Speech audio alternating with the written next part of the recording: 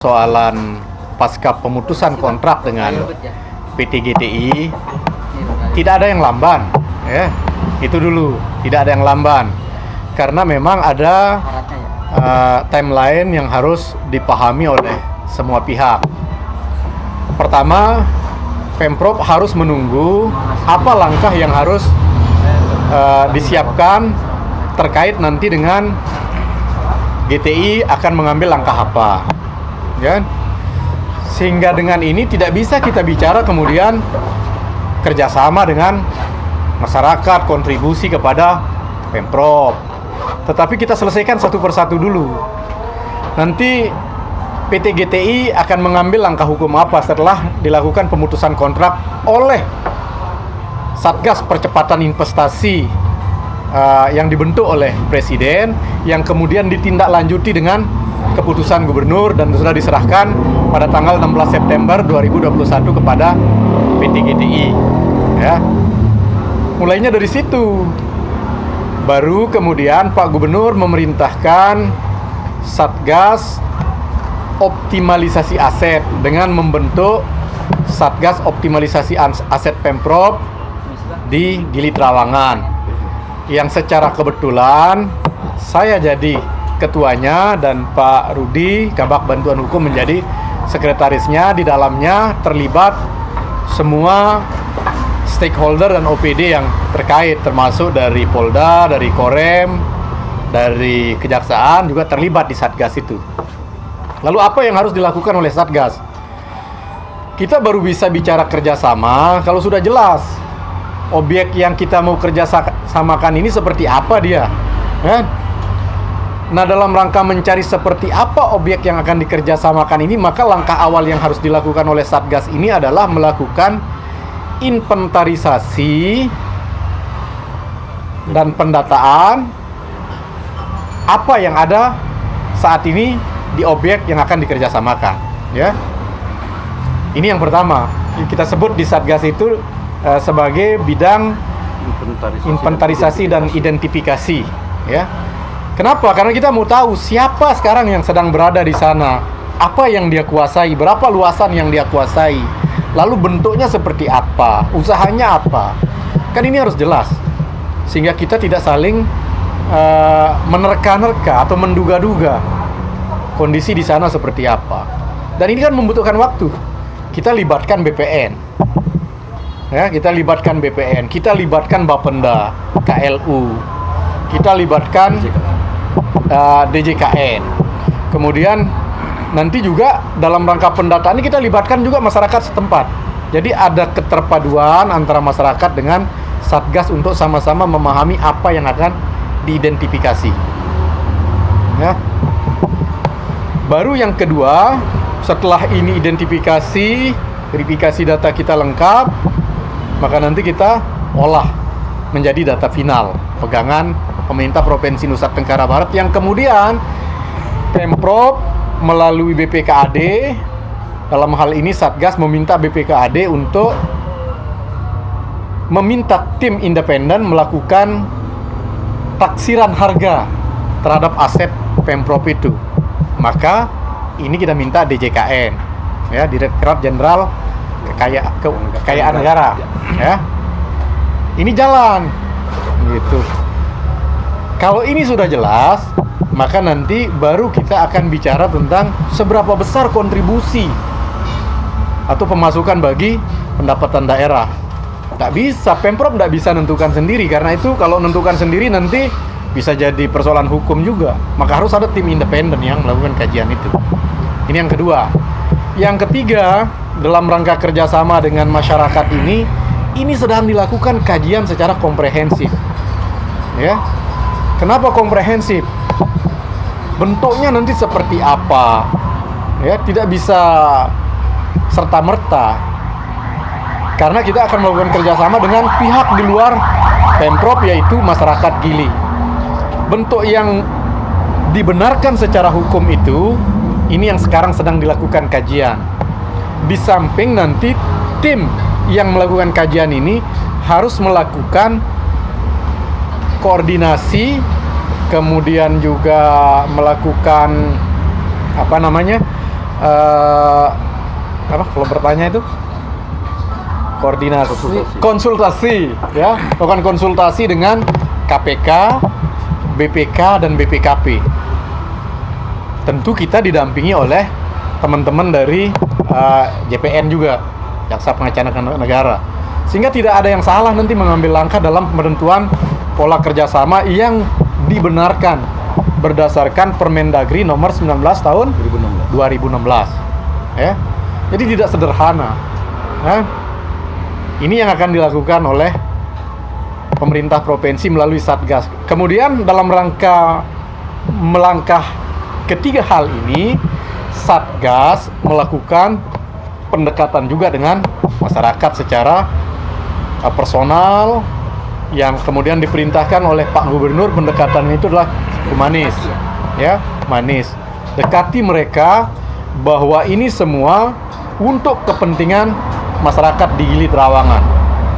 Jangan masyarakat kemudian terpancing oleh keinginan pihak-pihak di luar masyarakat yang tidak sesuai dengan alas hak yang dimiliki oleh masyarakat.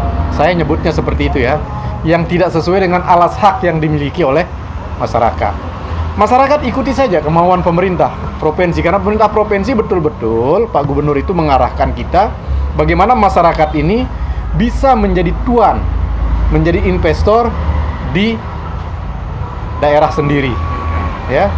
Ini yang didorong oleh Presiden. Pendekatan ini akan terus jalan, dan saya dengan tim sudah ketemu. Tadi juga saya sudah ketemu dengan masyarakat Gili, memberikan pandangan, dan insya Allah kita sudah memiliki satu pandangan bahwa kerjasama antara pemerintah Provinsi Nusa Tenggara Barat nantinya yang diformulasi oleh tim kerjasama dan hukum itu semata-mata untuk kepentingan masyarakat dan kepentingan daerah. Nah, kenapa ada kepentingan daerah? Karena harus ada kontribusi yang masuk ke daerah. Nah, seperti itu. Jadi bentuknya kita belum bicara bentuk. Belum ditentukan terkait dengan skemanya ya. Ya kan nanti ada kajian secara komprehensif. Ya. Pak Kadis, 3 langkah ini mungkin timeline-nya itu gimana untuk yang inventarisir itu berapa bulan? Inventarisir ini kalau di timeline itu 1 bulan. Tetapi dengan tim kita udah bicara, bisa jadi 2 minggu, 3 minggu selesai dia. Kalau DJKN kan dia punya cara sendiri. Nah, sendiri itu kita kasih waktu dia 2 minggu. DJKN kemudian menyerahkan hasilnya, kemudian tapi nanti setelah data, setelah DJKN ini kan dibahas lagi di tim. Mana kurangnya, mana kelemahannya, apa yang masih kurang. Sehingga data-data itu juga nanti akan kita lengkapi lagi. Tetapi yang perlu dipahami oleh kawan-kawan media bahwa proses ini akan sangat bergantung juga kepada langkah apa yang akan diambil oleh PT GTI terhadap pemutusan kontrak itu. Sampai kapan akan menunggu terkait dengan itu? Kita punya waktu 3 bulan. Ya, sesuai dengan aturan. Ya, kalau 3 bulan dia tidak melakukan apa-apa, maka ini akan jalan. Itu. Bagaimana orang belum rujukannya, Pak Sekretaris? Kalau untuk yang 3 bulan itu masih ada luarsa gugatan tunnya. Oh, masa Gugatan tun. Jadi kalau di dalam waktu 3 bulan dia tidak melakukan tindakan apa, anggap menyetujui. Tujuan apa langkah Otomatis dalam waktu 3 bulan. Di bawah waktu 3 bulan itu dia bisa mengajukan gugatan. Gugatan antara lain ke Tun Boys bisa, ke Pengadilan Negeri juga bisa. Tergantung gugatan apa yang diajukan. Mungkin yang paling mendekati mungkin yang mereka anggap adalah perbuatan melawan hukum. Nanti terhitung dari surat gubernur 6 September itu. Begitu dia terima. 16. Oh, Ya. berarti diterimanya. Ya, setelah Ya. diterima, Suratnya. kami sudah ada bukti penerimaan, ada lengkap videonya. Mulai waktu 16 September. 16 September. Ya, Udah kurang satu, ya. satunya di itu. Oh, iya itu mah. Jadi kemungkinan yang paling mungkin ke pengadilan dia gugat, Pak. Iya, gugatan ke pengadilan tinggal tergantung dia. Kalau yang digugat SK Gubernur berarti dia tun. Iya. Kalau dia gugatan perbuatan hukum, pengadilan negeri. Jalan. Atau sekarang bisa juga karena tun ini sekarang kan sudah mulai berkembang.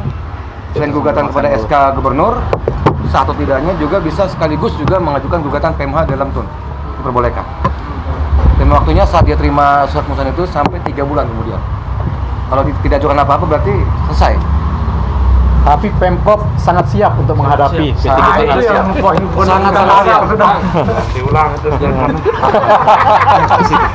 Tegas ini. Iya. Baru udah mau Tegas ini. Saya ulangi ya.